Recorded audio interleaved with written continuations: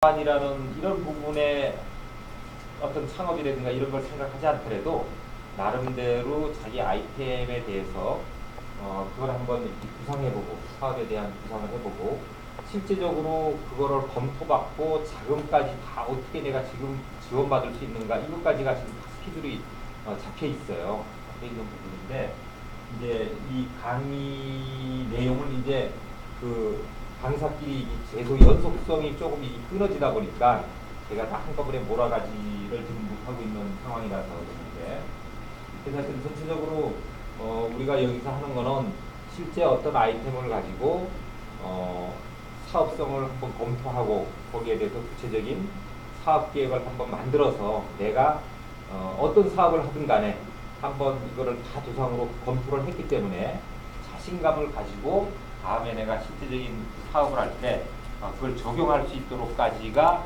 사실은 교육 목표입니다. 그래서 전체적으로 아이디어 개발이라든가 아이템 선별 뭐 이런 부분까지는 우리가 좀 뭐 강의를 다 시간이 있었으니까 그렇다고 보고요.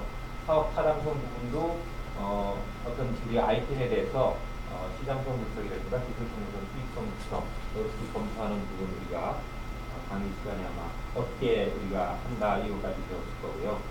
그 다음에 이런 사업 타당성에서 사업의 가능성이 있다 이렇게 봤을 때 구체적으로 어떤 사업 모델, 사업 전략 이걸 세워가지고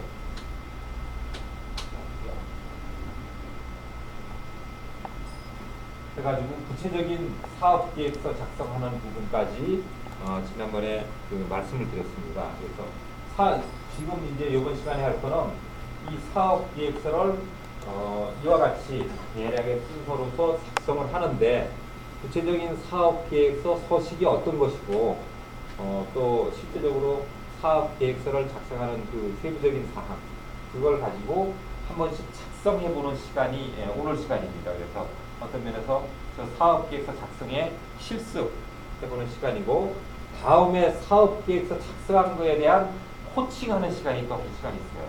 코칭하는 시간. 그리고 그거에 대해서 자금 계획까지 실제로 어떻게 내가 자금을 받을 수 있는가. 그게 이제 그 코칭 시간이라고 되어 있는데 그 시간에는 이 자금을 실제로 빌려주는 그 소상공인 센터라는 데가 있는데 그 집행기관입니다. 거기에 계시는 근무하던 분이 나와서 실제로 이 자금은 이렇게 신청해야 되고 이렇게 자금을 받을 수 있다. 이걸 구체적으로 얘기해 줄 수 있도록 이렇게 전체 프로그램이 지금 되어 있는 겁니다. 그래서 그런 부분을 이해하시고 오늘은 이 사업계획서 실제적인 작성에 대해서 우리 한번 해보는 그런 시간인데요. 될 수 있을지 모르겠어요. 이게 아이템부터 계속 끌고 내려와야 되거든요. 근데 이제 아이템 이런 거를 제가 강의하지 않다 보니까 다른 교수님한테 아이템을 뭐 계속 이렇게 어떻게 하자 이렇게 얘기하기가 어려워서 그렇게까지는 못했는데 요거는 뭐 전체적으로 지난번에 그냥 보셨으니까 요거는 생략하고 사업계획서 실제적인 사례를 제가 몇 개 보여드리고 사업계획서를 우리 한번 작성하는 측면을 생각해보도록 할게요. 그 사업계획서가 필요한 곳마다 자기네가 요구하는 그 특별한 부분이 다르다고 지난번에 말씀드렸잖아요. 금융기관 같은 경우에는 수익이 계속적으로 발생할 수 있는지 왜냐하면 금융기관 같은 경우는 내가 빌려준 돈을 회수받아야 되기 때문에 그죠? 그리고 투자기관 이런 데는 장기적으로 투자는 길게 돈을 빌려주는 거잖아요. 빌려주는 거나 돈을 길게 투자하는 것이기 때문에 장기적인 가치를 이어나갈 수 있는가 이런 데 이제 포인트가 있단 말이에요. 그래서 사업계획서 자체도 그런 그 포인트에 맞춰서 사업계획서를 작성하도록 요구하고 있습니다. 그래서 사업계획서 서식을 몇 가지 좀 보도록 할게요.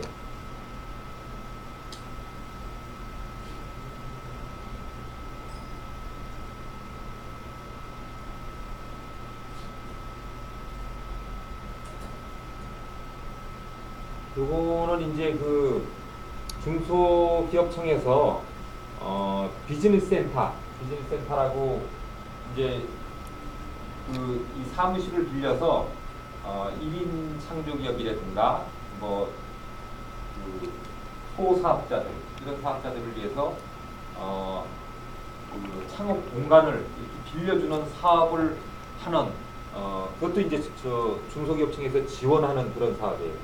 그런 사업을 하기 위한 사업계획서인데 이 서식은 중소기업청에서 지정해서 받는 그런 서식입니다. 그래서 비즈니스 센터를 만약에 운영한다.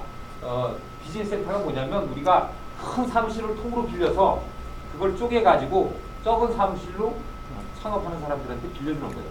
그렇게 하는 사업자들이 많이 있습니다. 실제로. 나중에 마지막 시간에 제가 다른 게 없으면 비즈니스 센터에 대해서 소개를 해드릴 거예요.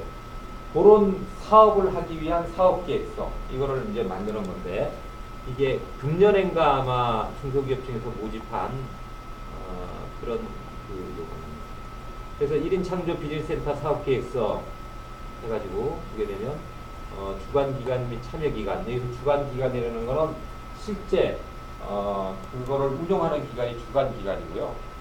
만약에 그 실제 운영하는데 어떤 그 전문성이 필요하다든가 이럴 때는 참여기관을 포함시켜서 같이 할 수 있기 때문에 주관기관 및 참여기관 이렇게 해서 표시를 합니다. 그래서 지금 우리가 보고자 하는 거는 전체적인 이 타이틀의 순서 이런 것들을 중심으로만 보면 됩니다. 그래서 기관 현황 처음에 이렇게 보여주고요. 그 다음에 기존에 있는 사업자들이 많이 있기 때문에 그 사업체의 연혁, 또 사업체의 미션이라든가 이런 것들을 이제 보게 되고 인력 구성이라든가 어떻게 됐나 이런 걸 보게 되고 비즈니스 센터를 운영할 수 있는 운영 역량 이런 것들을 보여주게 됩니다. 우리 개인 사업자 같은 경우는 개인 사업자의 역량이라든가 능력 이런 것들이 이제 주인데 이거는 이미 있는 사업체를 대상으로 하는 거기 때문에 사업체가 갖고 있는 운영 역량을 여기서 얘기하는 겁니다. 그 다음에 참여기관이 없을 수도 있지만은 참여기관이 있다면 참여기관이 주관기관과 동일하게 이런 내역들을 제시하려는 거고요. 그 다음에 사업개혁 그래가지고 여기는 이미 타이틀 자체가 비즈니스 센터 운용에 대한 사업계획입니다. 그래서 비즈니스 센터를 어떻게 내가 운영해 나갈 건가, 그 운영에 대한 사업 목표, 그 다음에 이거를 추진하게 된 배경, 뭐 어떤 CEO의 어떤 느낌이 있겠죠, 그죠? 그런 느낌에 있어서 좀 배경. 그 다음에 특화 유형. 이제 어떤 사업 계획서든지 중요한 것이 누차 강조를 하지만은 차별화가 없으면 사업은 성공하지 못합니다. 동일한 커피점이 지금 60%가 망하고 60%가 새로 생긴다고. 근데 이 60%가 망하는 것은 차별화 전략이 없기 때문에 그 중에도 잘 되는 커피점은 잘 돼요. 그거는 뭔가 차별화 전략이 있어야 되는데 이 어떤 사업이든 이 차별화 전략, 어떻게 표현하면 혁신적인 전략이 없으면 사업하기가 어렵다는 거죠. 왜냐하면 새로 내가 뛰어들어가는데 기존 사업자들을 이겨내기가 어려워요. 그래서 뭔가 내가 기존 사업자들을 이겨낼 수 있는 처음에는 똑같은 썩을 갖다가 뺏어와야 되거든요. 그래서 그걸 뺏어오기 위한 전략이 나한테 없으면 어렵다. 그래서 여기서 이제 특화 유형이 뭐냐 이걸 이제 보는 거고 추진 전략, 그 다음에 추진 체계, 이건 어떤 구성체, 조직 구성이라든가 인력 이런 것들이죠.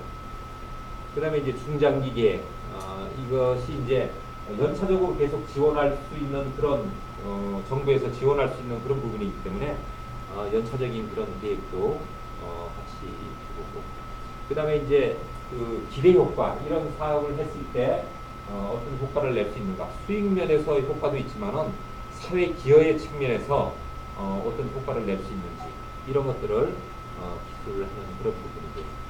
그 다음부터 이제 이거는 앞에 지금 얘기한 거는 전체적인 포괄적인 사업계획서에 대한 하나의 요약 부분이라고 보시면 되고, 이제부터는 이제 세부적인 사업계획 해가지고 비즈니스 센터의 어떤 현황, 이거부터 내가 갖고 있는 시설 현황은 이만큼이다. 이 시설하에서 그 시설을 어떻게 구성해가지고 또 어떤 조직을 가지고 그 다음에 어떤 전략으로 어떤 일정 안에 이 사업들을 시작하겠다라는 것이 이 사업과 계획서의 작성 순서죠. 그죠? 그리고 이제 아까 말했듯이 차별화 전략인데 비즈니스의 어떤 특성화 계획, 이걸 해야 되고, 특히 이제 1인 창조 기업 맞춤형 그런 교육 추진 계획, 이게 그 모집 타이틀이 1인 창조 기업에 대한 그런 모집이기 때문에 특별히 거기에 대한 어떤 교육 계획이라든가 이런 것들에 대해서 필요한 부분이고요. 그래서 이 보육센터라든가 창업센터는 이렇게 밀집되어 있는 것의 장점이 뭐냐면 어떤 그 지원이라든가 이런 걸 공통적으로 받을 수 있다라는 특징이 있는 것이 있습니다. 또 어떤 강의장이나 세미나실 이런 것들을 공동으로 같이 씀으로 인해 가지고 비용을 절감하게 적은 비용으로 사용할 수 있다, 이런 장점을 이제 많이 얘기를 하는데, 여기서 이제 세미나라든가 네트워킹 이런 부분에서도 어떤 시너지 효과 이런 거를 나타낼 수 있는 그런 부분이 어떤 계획을 갖고 있느냐, 이런 것들을 이제 묻는 거죠. 그리고 자율사업 추진 계획, 이거는 이제 차별화 전략 부분의 한 부분이라고도 볼 수 있는데, 중소기업청에서 이런 거는 이런 규칙에 맞춰서 기본적으로 해야 된다, 그 외에 너희들이 자체적으로 또 할 수 있는 것들이 어떤 것들이 있는가, 이런 것들을 이제 더 묻는 거고요. 그 다음에 비즈니스 센터는 여러 사람이 거주하는 것이기 때문에 거기에 대한 구체적인 관리 계획은 어떻게 되는가.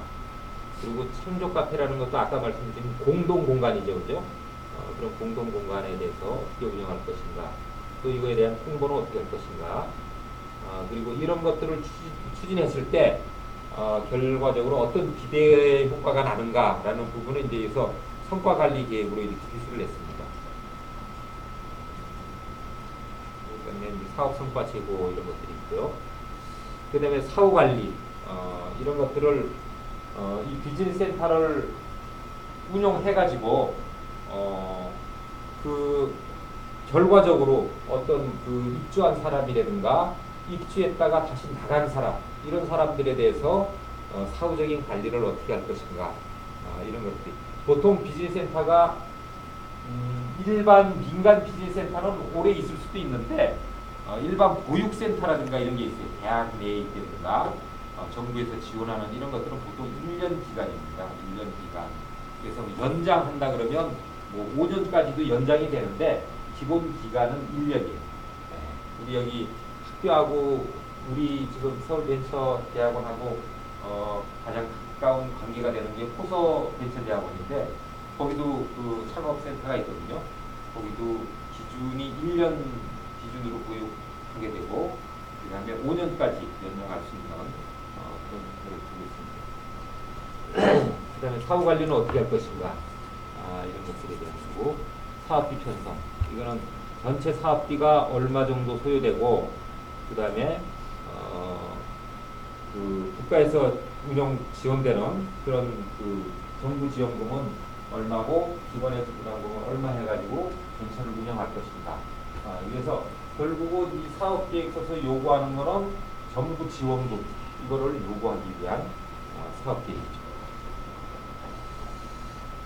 네. 그래서 이제 이와 같이 이제 중소기업청에서 어떤 자금을 주려고 하면서 그 사업계획을 받을 때는 저런 서식을 가지고 거기서 필요한 어떤 그 내용들을 딱 받아서 서로 비교해서 평가하기 위해서 이런 서식으로 사업계획서를 받게 되죠.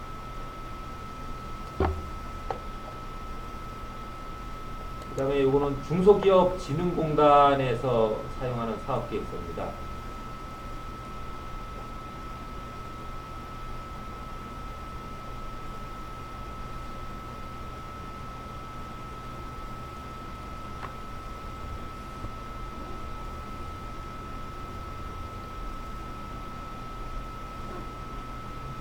이것도 이제 사업계획서 해가지고 첫 번째 회사에 대한 그 사업자 구분이라든가 창업 동기, 이거 창업 사업계획서이기 때문에 그렇습니다. 창업 동기, 목적 이런 것들을 우리가 기재하게 되고요.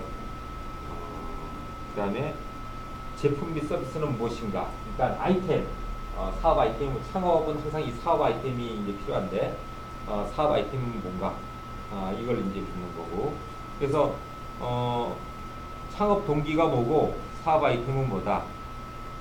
그래서 여기에 대한 실제 내가 이 사업 아이템이 시장상에서 구매해 줄 사람은 누구다. 이 그 창업을 내가 할 때 고객이 없이는 내가 창업 의미가 없잖아요. 내가 어떤 그 점포를 준비해 가지고 오픈하는 거 자체는 내가 할 수 있는 거지만은 사업이라는 것이 진행되기 위해서는 고객이 꼭 있어야 되는 거죠. 그죠? 그래서 아이템에 대해서 실제로 누가 그것들을 이용할 것인가 이거에 대해서 언급을 해드려야 되고, 그 다음에 경쟁자, 경쟁 상태는 어떤지, 경쟁자에 대해서 차별화가 있는지 이런 것들을 언급을 해주고요. 여기서 제품화에서 기회 요인, 위협 요인 이런 것들이 이제 외부적인 요인이죠. 외부적 요인 해가지고 기회가 환경적으로 이게 뭐 우리 부동산이건 뭐건 마찬가지죠. 환경적으로 이게 투자할 그런 외부적인 기회가 된다. 내가 이런 사업을 하는데 트렌드상 이런 사업이 성장된다든가 뭐 이런 기회 요인이 된다. 이런 것들이 뭔가 그걸 이제 찾는 거죠. 그리고 반대로 어떤 위협 요인, 대개 이제 어떤 법적인 뭐 이런 것들이 많이 우리 그 위협 요인들이 될 수 있는데, 어떤 사업을 시작했는데 법적으로 규제가 바로 시작돼 버린다든가 이런 거는 사업을 오픈하자마자 문제가 생기는 그런 사업들이 실제로 많이 있어요. 그런 요인들이 뭔가를 이제 미리 한번 우리가 파악해야죠. 그리고 이제 여기서 한 가지 더 묻는 거는 다른 사람은 왜 이 사업을 하지 않는가? 어떻게 보면 다른 사람들이 하지 않기 때문에 이게 기회 요인이고 참 좋은 기회다라고 생각하는 경우가 많이 있는데, 다른 사람이 사업을 하지 않는 것은 다 이유가 있습니다. 그래서 그것들을 내가 알고 그것들을 넘어설 수 있는 그런 차별화를 가지고 내가 들어가는 거는 괜찮지만은, 그거를 모르고 들어가는 거는 딴 사람들을 이렇게 너무 생각이 없다고 무시해서는 안 된다는 거죠. 그죠? 사업을 하지 않는 거는 뭔가 이유가 있다. 네. 그 다음에 이제 그 제품에 대해서 유통, 판매, 하나의 어떤 포피 전략에 속하는 거죠. 마케팅 전략에 속하는데, 우리가 돈을 버는 거는 제일 중요한 것이 기술이 좋은 것이 돈을 벌 수 있죠. 그죠? 기술이 좋은데 기술이 안 좋아도 돈만 벌 수 있으면 사업이에요. 기술이 안 좋아. 그죠? 근데 이 사업 중에는 기술이 좋은 사업은 기술을 더 좋게 해가지고 가격을 좀 더 높게 받는 게 이게 다 이 사업 전략이잖아요. 그죠? 근데 기술이 똑같을 경우에 내가 이걸 어디서 더 싸게 살 수 있는가? 싸게 살 수 있는 요인을 찾아서 내가 동일하게 팔 수 있다면 그게 바로 사업이라는 거죠. 그래서 이 마케팅 전략 중에서 내가 어떤 유통 구조를 가지고 더 이익을 남길 것인가, 이게 굉장히 중요한 거죠. 지난번에 그 말씀드렸죠. 비닐로 장사 말씀드렸나요? 네. 검은 비닐로 장사. 이 사람이 처음에 자기가 물건을 갖다가 팔고 나중에 이 집에다 돈을 주니까 내가 10원씩 파는 비닐봉투를 8원씩 내가 주고 가져왔는데, 경쟁자가 9원에 팔아버리니까 내가 남는 돈이 없잖아요. 그죠? 그러니까 이 사람이 고민하다가, 그러면 내가 주문할 때 돈 줄게. 그럼 얼마 싸게 줄래? 그래서 7원에 받았다는 거예요. 그러다가 이 더 좋은 방법이 있네 생각하고, 그 다음에 주문할 때 내가 돈 줄게. 얼마에 줄래니까 6원에 내가 그 사왔다는 거예요. 내가 처음에는 8원 주고 사왔던 걸 갖다가 이제는 6원 주고 사오니까 파는 가격은 똑같이 10원에 팔던 거 9원에 팔아도 내가 이익이 더 많이 나는 거예요. 뭔가 이와 같은 그런 그 유통에 있어서 내가 싸게 사올 수 있는 이런 전략, 이런 것들을 제가 찾을 수만 있다면 그것이 하나의 사업이라는 거죠. 그 인터넷 사업에서 많이 하는 사람들이 해외 직구를 받아다가 아니면 해외에서 구매를 자기가 직접 하다가 국내에다 파는 거죠. 그죠? 저희 애도 고등학교 때부터 이놈이 청짝해서 팔았어요. 청짝해서. 요즘은 덜한데 고등학교 때부터 이놈이 공부를 안 하고 청자켓을 일본에서 그걸 사다가 청자켓을 팔았어요. 그래서 어느 날 나한테 청자켓을 좀 사서 팔아야 되겠다고 돈을 좀 보태달라 해서 얼마 보태줄까 했더니 100만 원인가 200만 원 보태달라고 그러더라고요. 그래서 그걸 다 보태줬더니 그 다음에 옷장에 청자켓만 잔뜩 들어있는 거야. 그리고 지가 한 번씩 입어보고 그리고 걸어놓고 파는 거야. 그래서 내가 물어봤어요. 야, 그거 한 개 팔면 얼마씩 남냐? 그랬더니 뭐 이게 그 옷을 딱 해가지고 이게 먹히는지 안 먹히는지 이게 감이 딱 있나 봐요. 어린데도. 예, 안 먹힐 만한 거는 원가에 그냥 팔아버립니다. 원가에 팔아버리고 뭐 좀 이 팔리는 거는 10만 원, 15만 원 남는다고 그래요. 그 자켓을 사다가 파는데도 요즘은 걔가요 이제 그걸 청자켓을 안 하고 요새는 탁구복을 해요. 탁구용품 전체. 그래가지고 정식 사업자를 내가지고 지금 직장 다니면서 이제 그걸 하는데 일본에서 그 이 탁구 라켓 같은 거를 주문 생산을 아예 해가지고 그런 거는 없잖아요. 동일한 제품. 그냥 그런 어떤 무게 조절이 뭐예요. 주문 생산을 해가지고 국내에다 팔고 이 옷도 디자인 자체가 국내에 있는 디자인 옷하고 그 중국 애들이 선수들이 입는 디자인하고 다르더구만.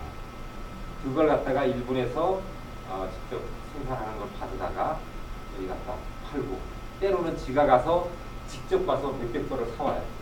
사다가 팔고 있는데 꾸준히 팔더라고요. 그래서 하여튼 아무튼 간에 우리가 어디서 싸게 살 수 있어서 비싸게 팔 수 있으면 그게 사업이에요. 이 농산물 유통하는 그런 사람들도 배추 500원에 사다가 3,000원에 팔면 그게 사업이라는 거죠.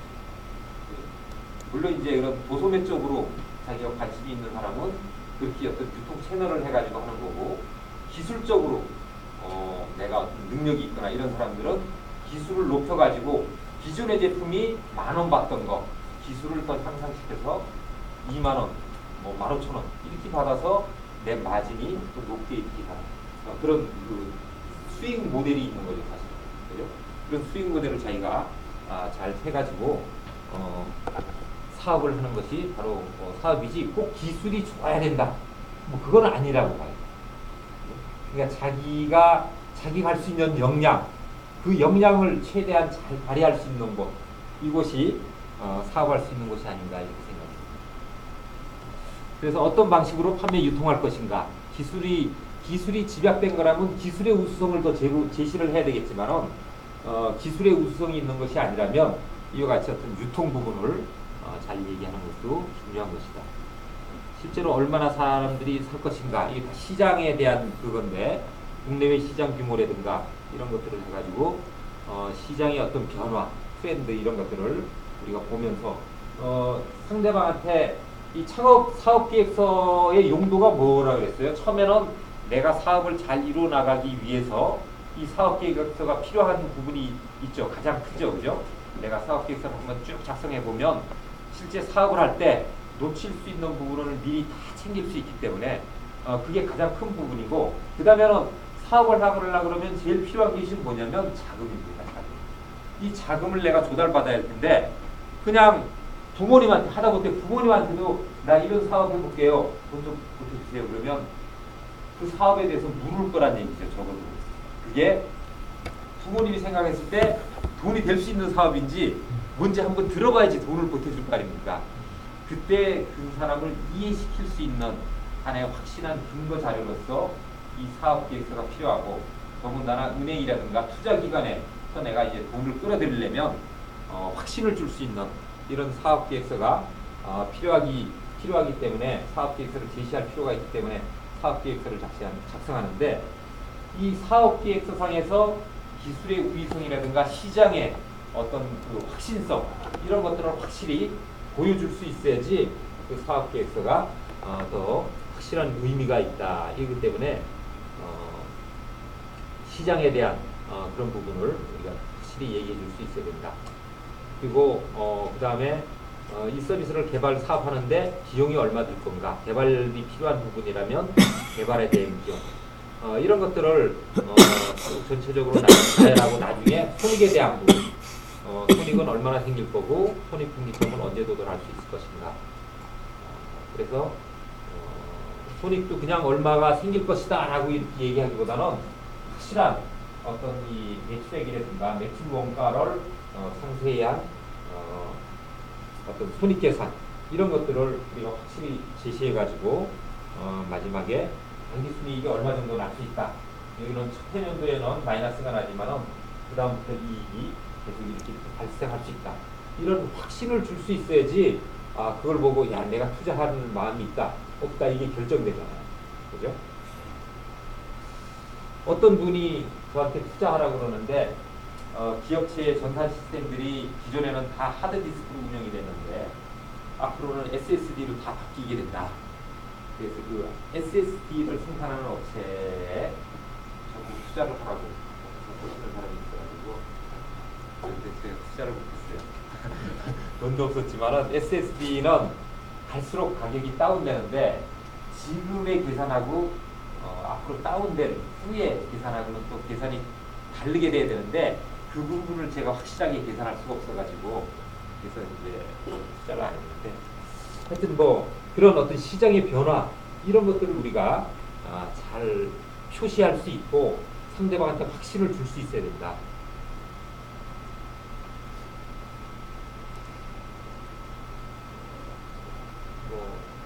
그 다음에 이제 서식도 이제 뭐 다 그 내용입니다. 한 내용이니까. 요거는 기업체마다 기업체에 어떤 제출하는 서식은 금융기관이라든가 투자기관마다 서식이 조금씩 차이는 있어요. 전체 틀은 비슷하지만은 조금씩 차이는 있습니다.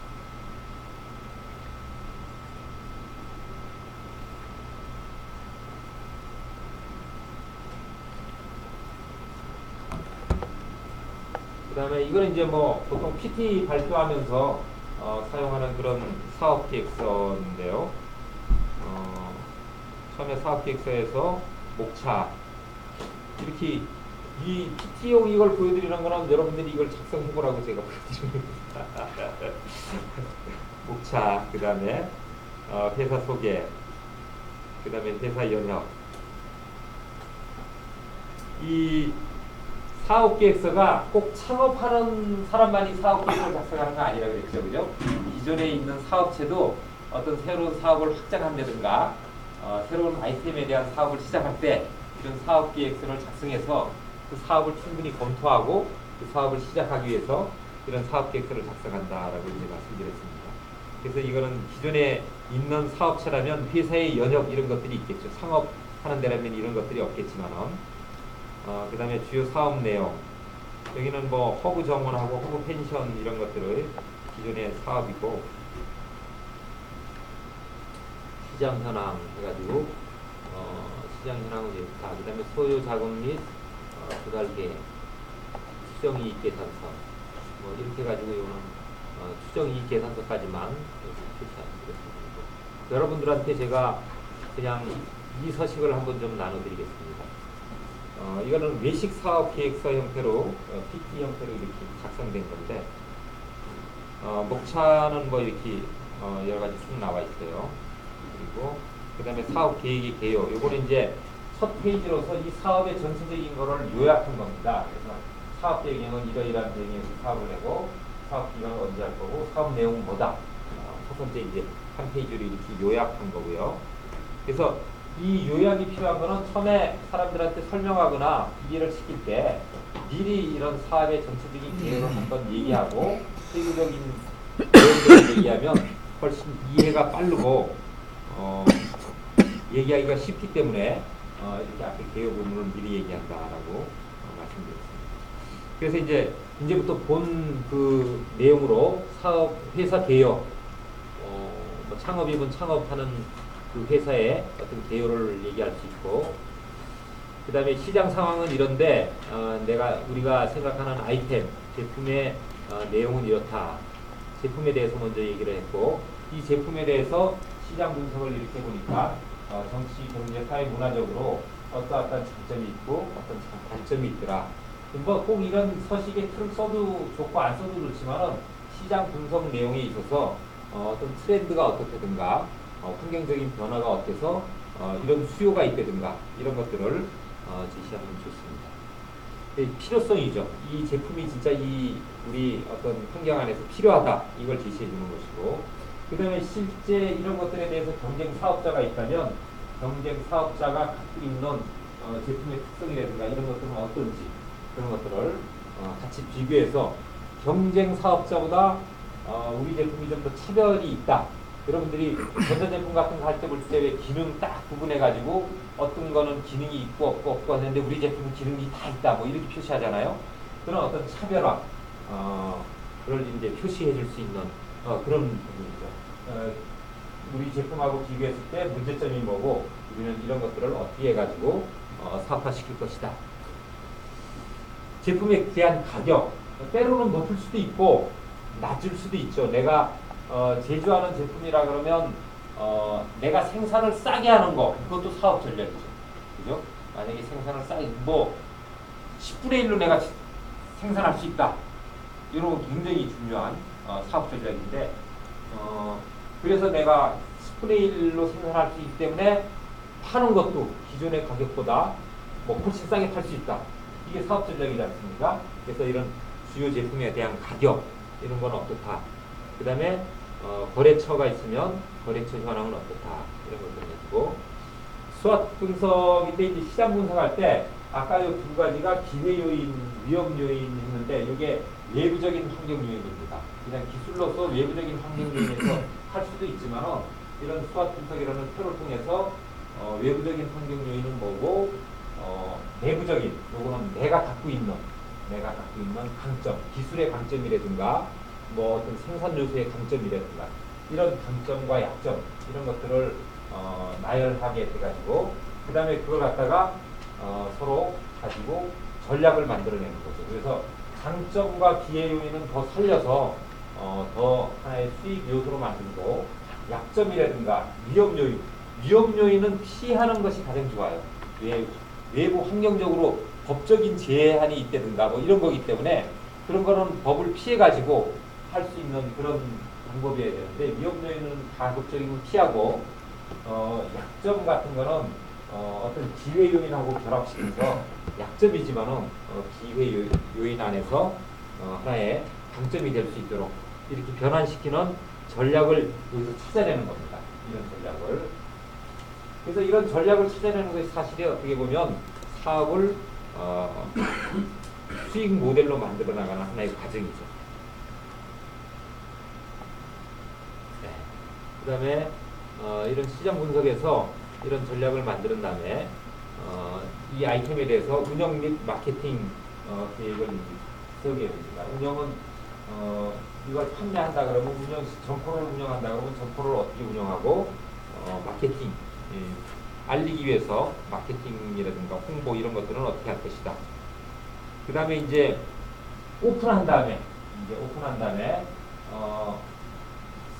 내 갖고 있는 제품의 장점은 뭐고 차별화 전략은 뭐다. 이거는 기존의 제품하고의 장점과 차별화 전략이겠죠.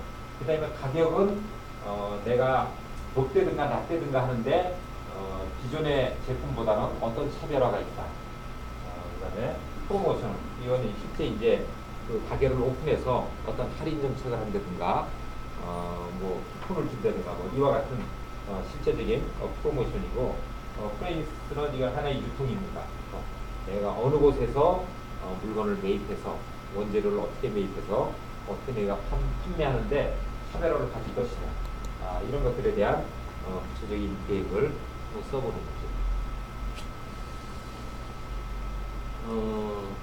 요건 이제 상품을 이제 서로 비교한 거죠. 자사 제품하고 경쟁사 A, 경쟁사 B 제품에 대해서 상품의 특징이라든가 차별화 요소, 판매 단가, 포장 단위 뭐 이런 것들에 대해서 쭉 요즘 저런 것도 나오더라고요. 우리 보통 그 테이블 냅킨 이런 거 있잖아요. 테이블 냅킨을 우리가 하다 보니 많이 썼는데 그것도 그 표백제 때문에 싫어하는 사람이 많이 있죠. 그죠? 근데 요즘은 자연 펄프로 만드는 그런 테이블랩 나온 거 봤어요? 못 봤어요? 무료예요. 무료예요. 네. 그거는 좀 더 안전하게 쓸 수 있겠더라고요. 그러니까 이게 뭐냐면 모든 상품들이 중요한 거는 고객의 요구라든가 두려움 이런 것들이 뭔가를 미리 캐치해서 거기에 맞는 제품을 내놓은 것이 가장 시장을 잘 읽는 그런 개념인 것 같아요. 보면 고객이 뭐를 그래서 아이템은 자기가 잘하는 거에서 아이템이 나오는 것보다 고객이 불편이 뭔가 여기서부터 아이템을 출발해야 되는 거죠. 그죠? 그러니까 고객이 불편한 것들이 뭔가를 찾아봤을 때 여러 가지가 있는데 그 중에서 내가 갖고 있는 능력의 장점을 갖고 있는 거 이런 것들을 같이 연관시켜서 생각하면 이게 가장 좋은 그런 자기의 아이템이 될 수 있는. 어떻게 보면 그 고객의 욕구가 뭐 뭔지는 내가 아는데 기술적으로 내가 감당하기 너무 어려워. 이런 건 내가 사실 하기 어렵겠죠, 그죠? 또 뭐 너무 나하고 이렇게 안 맞는다든가 이런 것도 하기 어려울 거고 자기의 성격이나 자기의 기술적인 능력 이거하고 맞으면서 고객의 욕구가 이거구나라고 아는 것 그것이 가장 좋은 아이템이라고 볼 수 있는 거죠. 그래서 이제 그 경쟁 제품하고의 어떤 비교 차이도 갖고 판매 가격 결정은 내가 하는 거죠, 그죠? 내가 하는데 여러 가지 제품이 있다 그러면 각 제품에 대해서 일반적으로 볼 수 있는 예상 원가가 얼마고 실제로 내가 판매 단가는 얼마로 잡는다. 경쟁사 단가는 얼마로 잡는데 내가 이렇게 단가를 낮게 잡은 요인들은 어떤 것이다. 굉장히 설득력이 있을 수 있잖아요, 그죠? 도표만 이렇게 좀 보더라도. 그러니까 무조건으로 그냥 가격 높다고 가격은 누가 결정하는 거예요? 판매자가 결정한다 그러지만은 실질적으로 가격 결정은 소비자가 하는 거예요. 부동산 뭐 내가 이거 5억 들여서 지은 거야. 근데 고객이 5억을 인정하면 그게 팔리는 거지만은 5억을 인정 안 하면 안 팔린다는 거죠. 제가 그 청주에다가 그 아파트를 졌었다 그랬잖아요. 졌는데 시행 단계에서 다 져가지고 분양을 딱 하는데 그때는 이제 아파트가 비쌀 때가 아니니까 1억 5천 정도가 분양가에 적정한 수준이었어요. 근데 이 같이 하는 사람 중에 한 사람이 욕심을 냈어. 그걸 1억 6,500까지 올리는 걸로 이렇게 욕심을 냈어. 1억 6,500을 딱 내놓으니까 이게 안 팔리고. 결국 고객은 그 가격이 아니라는 거죠. 그게 무슨 차별화? 그 가격을 받을 수 있을 만한 어떤 차별화가 있으면 뭐 진짜 삐까번쩍하게 대리석으로 다 있고 그 가격을 고객이 와서 인정하고 저거는 옆집은 1억 5천인데 이거는 1억 6,500 줘도 가치가 있겠다 라고 인정하면 그게 1억 6,500 가격이 있는 거죠. 근데 그렇지 않은데 내가 1억 6,500을 받고 싶다고 받느냐 못 받는 거야. 그래서 이렇게 분양을 제대로 못했어요. 더 큰 요인은 이제 정부에서 부동산 정책이 그때 분양하기 바로 한 달 전인가 정책이 딱 나와가지고 이게 그 판매 단가의 문제가 딱 생겨버린 거예요. 그 가격이 떨어질 만한 부동산 정책. 우리 금년에도 226 정책인가 나왔잖아요. 그죠? 그것 때문에 아파트가 쫙 올라가다가 다시 이제 후퇴하는 거 아닙니까? 그래서 제가 그때 226 나오고 바로 전에 계약했나? 바로 후에 계약했나? 딱 그런데 그게 딱 걸리더라고. 226이 딱 걸리더라고. 아니나 다를까 딱 사고 나니까 딱 올라가던 게 쫙 올라가던 게 스톱이 딱 돼버리는 거야. 아마 하반기쯤은 좀 나쁘지 않을까 생각하고 있는데 모르겠습니다. 근데 이게 부동산이 지금 안 오르는 거는요. 가게가 개인이 지금 돈이 없어요. 돈이 없어서 안 오르는 거고 이 경기가 조금만 나아지면 개인의 분배가 늘어납니다. 기업에서 갖고 있는 돈이 개인한테 분배가 늘어나면 개인들이 돈을 좀 가지게 되면 전세보다 집을 사기를 원하는 거예요. 집을 지금 안 사는 게 집이 비싸서 안 사는 게 아니잖아요. 그죠? 집을 왜 안 사는 것 같아요? 거품도 좀 아직까지는 있는 것 같아요. 옛날에 거품 없었나요? 옛날에 거품 더 많았죠. 근데 중요한 거는 집이 오르리라는 기대가 없는 거예요. 네. 지금 지급이 오를 거라는 기대가 있으면 돈이 있건 없건 싹 쓸어가고 집 삽니다. 근데 문제는 기대가 없는 거죠.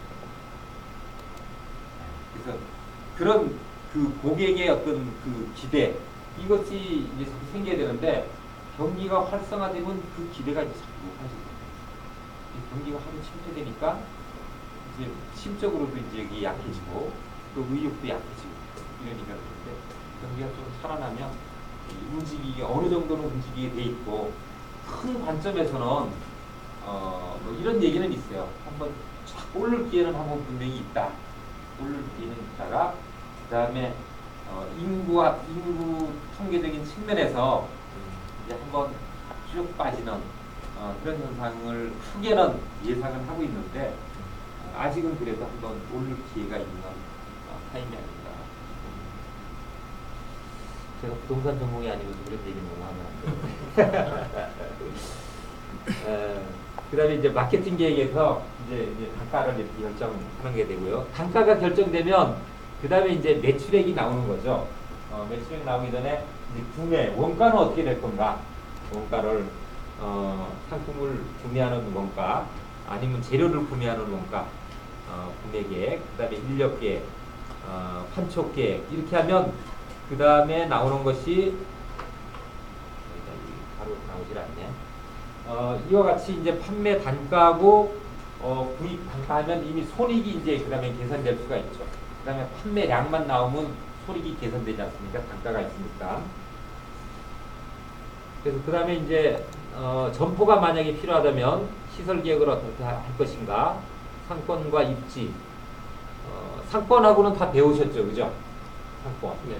그래서 1차 상권이 가장 중요한 거죠.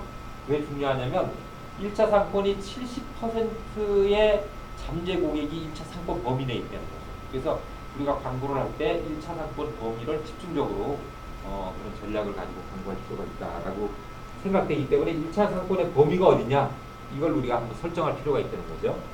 그래서 보통 편의품 위주일 때는 한 500m가 1차 상권의 범위고요. 선매품 같은 경우 예를 들어서 가방 같은 경우 뭐 좋은 가방 같은 거는 편의품을 사듯이 가까운 데서 사는 개념보다는 어디 좀 멀더라도 버스 타고 내가 좀 30분 가더라도 어디가 그런 좋은 가방이 있다 이러면 가잖아요, 그죠? 그처럼 선매품일 경우는 상권의 범위가 더 넓어집니다. 그렇지만 일반 편의품 볼펜 한 자루 사러 가거나 휴지 사러 가면서 버스 타고 가서 사고 올 사람 별로 없잖아요. 그냥 슬리퍼 끌고 나가서 가까운 데서 이렇게 사잖아요. 그와 같이 편의품을 살 수 있는 상권의 범위가 1차 상권이 한 그 500m 범위인 그런 겁니다. 그 외에 여러 가지 입지에 관계되는 여러 가지 사항들 이런 것들도 우리가 한번 체크해봐서 작성한가 보고요. 자금 계획에서 소요 자금이 얼마인가? 소요 자금, 운전 자금하고 시설 자금으로 좀 나눠서 생각할 필요가 있는데 이걸 왜 나눠서 생각하냐면 소요 자금, 필요한 자금을 내가 조달을 해야 되잖아요. 조달 중에서도 내가 단기로 조달할 것인가 장기로 조달할 것인가 이것들을 우리가 생각해야 되는데 시설 자금이면 한 번 시설해 놓으면 오래 가는 그 비용 회수가 오래 걸리잖아요. 그죠? 그래서 이 시설 자금에 대해서는 주로 장기 자금으로 우리가 대출을 해야 되고 그래서 투자 자금으로 해결한다든가 이래야 되고 운용 자금은 내가 벌어서 갚을 수 있는 돈이에요. 그래서 이 운용 자금에 대해서는 단기 차입금이라든가 이런 걸로 해도 문제가 없다. 근데 이런 비중을 몰라가지고 뭐 시설 하는데 뭐 몇 달 차입을 해가지고 한다 그러면 몇 달 만에 이걸 갚아야 되는데 시설의 자금에 대한 회수는 시간이 좀 걸리잖아요. 그죠? 그래서 운전 자금과 시설 자금을 좀 구분해서 우리가 소요 자금을 파악할 필요가 있고 조달 역시 시설 자금은 장기 자금으로 운전 자금은 단기 자금으로 이렇게 생각해서 조달하는 그런 계획을 잡아야 된다. 그 다음에 아까 단가하고 나왔으니까 판매량하고 딱 하면 매출액이 나오죠. 그죠? 이건 제품별로 어떤 제품에 대해서 몇 개 팔고 단가는 얼마로 팔았다 이랬을 때 매출액이 나오고 그 다음에 비용에 대해서 관리 이거는 이제 주로 판매 관리비죠. 그래서 급여는 어떻고 후생비는 어떻고 이런 것들에 대한 조사하면 합계 금액이 쭉 나오겠죠. 그럼 이 두 개가 나오면 이제 그 손익을 계산할 수 있습니다. 손익을 계산해서 아까 매출액 산정한 거에서 매출 원가 매입한 금액을 빼게 되면 매출이익이 나오고 거기서 판매 관리비 조금 아까 본 모든 비용에 대해서 비용을 빼게 되면 영업이익이 나오죠. 영업이익에 대해서 영업의 비용이나 수익이 있으면 더 감안해주고 만약에 이것이 없다 그러면 바로 법인세를 내고 나면 당기순이익이 생기는 거예요. 그래서 이 당기순이익에 대한 변화가 요거는 그 날짜별로 이렇게 했는데 나중에 보통 3년치 1년, 2년, 3년치를 보통 제시를 하게 됩니다. 그 다음에 손익분기점. 이 손익분기점은요, 중요한 게 내가 투자한 비용을 언제쯤 회수할 수 있는가, 이런 개념이고, 실제 이 손익분기점을 적용하는 것은 이 손익분기점을 계산하게 되면 손익분기점이라는 것은 하나의 점이 중요한 것이 아니고, 손해에서 이익으로 변화되는 시점의 매출액이나 판매량이 얼마인가, 이걸 산출하는 게 중요해요. 그래서 저걸 산출하게 되면 내가 한 달에 최소한 얼마의 매출을 올려야 되는가, 아니면 한 달에 최소한 몇 건을 팔아야 되는가, 이 목표가 뚜렷하게 나옵니다. 그래서 실제적으로 손익분기점을 계산해서 내가 어떤 사업을 운영한다든가 점포를 운영할 때 한 달에 얼마치를 팔아야지 내가 그 다음부터 이익이 남는구나, 그걸 못 팔면 내가 손해구나, 이걸 분명히 알 수 있다는 거죠. 사업하는 사람들 대부분 보면 그냥 그 대충 뭐 이렇게 계산해서 얼마쯤 팔면 된다 이렇게 생각을 하긴 하는데 그 부분에 대부분 보면 감가상각이라든가 이런 것들이 안 들어가요.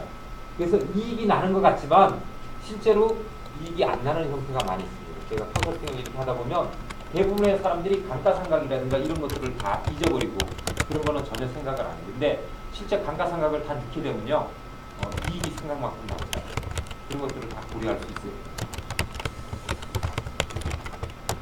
네, 그래서 이제 사업 타당성, 그 다음에 추정 대차 대조표, 추정 손익계산서, 이건 뭐 아까 한 건데 이와 같이 한 3년 정도 단기, 전기, 전전기 3년 정도의 손익계산이라든가 대차 대조표를 이렇게 비교해 볼 때 어떤 흐름을 우리가 볼 수 있기 때문에 그것으로서 상당히 그 기업의 매출이라든가 이런 신뢰성을 하나 가지고는 신뢰성을 못 가지잖아요. 그죠?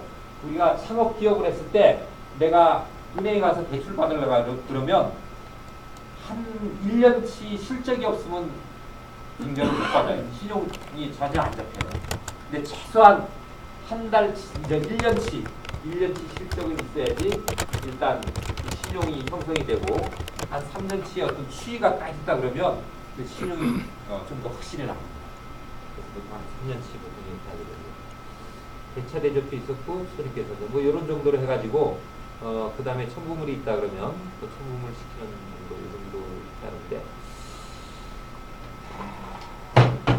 제가 이걸 하려고 이제 이 서식을 다 복사해서 준비했는데 할 수 있을까 모르겠어요. 어떻게 생각하세요?